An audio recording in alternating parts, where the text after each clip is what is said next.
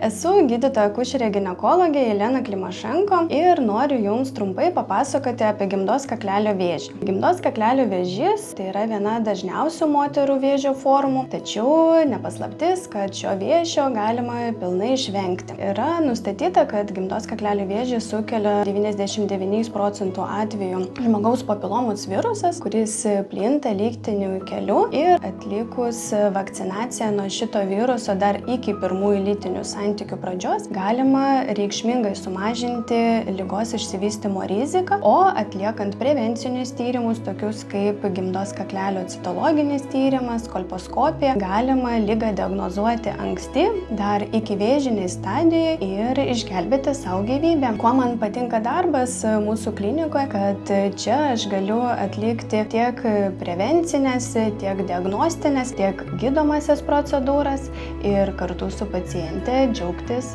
sėkmingu rezultatu.